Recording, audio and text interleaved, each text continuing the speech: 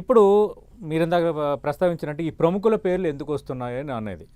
సరే కొందరు పేర్లు వస్తున్నాయి, కొందరు వాళ్ళ ప్రొఫైల్స్ అలాగే ఉన్నాయి అనుకుందాం.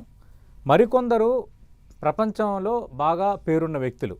ఫర్ ఎగ్జాంపుల్కి దలైలామా, బిల్ గేట్స్. శాంతికి చిహ్నం దలైలామా అంటే. బిల్ గేట్స్ అంటే మన ఇండియాకి తెలిసిన వ్యక్తి, అందులో మన తెలుగు రాష్ట్రాలకు బాగా సుపరిచితమైన వ్యక్తి బిల్ గేట్స్ ఫౌండేషన్ ఇక్కడ చేయటం, మనం ఇక్కడ హైదరాబాద్లో ఐటీ రావడానికి ఎందుకు వీళ్ళ పేర్లు ఎందుకు వస్తున్నాయి అంటే ఈ జెఫ్రీ ఎప్స్టన్తో నిజంగా వీళ్ళు కలిశారా, కలవలేదా, ఈ ఫైల్స్లో వాళ్ళ పేర్ల ప్రస్తావన ఎందుకు వచ్చినట్టు?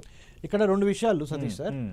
10 TV ద్వారా మనము మన ఆంధ్ర, తెలంగాణ, ముఖ్యంగా మన తెలుగు సోదరుడికి చెప్పాల్సింది ఏంటంటే, హై సోషలైట్స్, హై నెట్వర్త్ ఇండివిజువల్స్ అంటారు, HNIs, హై నెట్వర్త్ ఇండివిజువల్స్. ఆ హై నెట్వర్త్ ఇండివిజువల్స్ అంటే బాగా ఆర్థికంగా ధనవంతులైన వ్యక్తులు.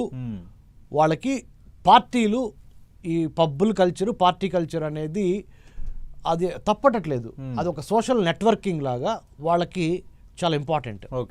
దాంట్లో భాగంగా సెలబ్రిటీలని, మిస్ వరల్డ్స్ని, మిస్ యూనివర్స్ని, లేకపోతే హాలీవుడ్ ప్రముఖుల్ని, హాలీవుడ్ హీరోయిన్స్ని, మోడల్స్ని, ఫ్రాన్స్ నుంచి, ప్యారిస్ నుంచి, ఇటలీ నుంచి, రోమ్ నుంచి, లేకపోతే వేరే వేరే కంట్రీస్ నుంచి ఒక చోటకు తీసుకురావటం అనేది, ముఖ్యంగా నేను అమెరికాలో చదువుకోవటం కానీ అమెరికాలో ఉండటం కానీ జరిగింది కాబట్టి, అమెరికన్ స్టడీస్లో డాక్టరేట్ చేశాను కాబట్టి, సాఫ్ట్ పవర్ అంటారు.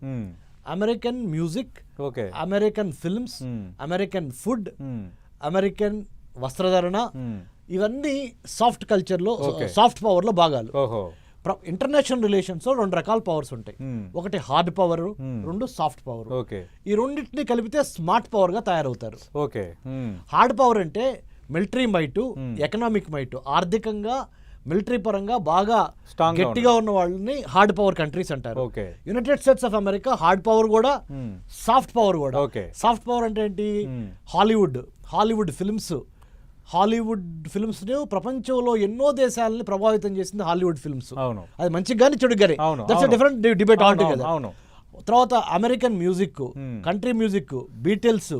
తర్వాత మరి ముఖ్యంగా చూసినప్పుడు అమెరికాలో ఫ్యాషన్ ఇండస్ట్రీకి మోడల్స్, యూరోప్ లో ఉన్న మోడల్స్ అందరూ అమెరికా, న్యూయార్క్ రావడం జరుగుద్ది, లేదా ప్యారిస్ వెళ్తాం జరుగుద్ది. సో వీళ్ళందరూ కలయికతో ఉన్నప్పుడు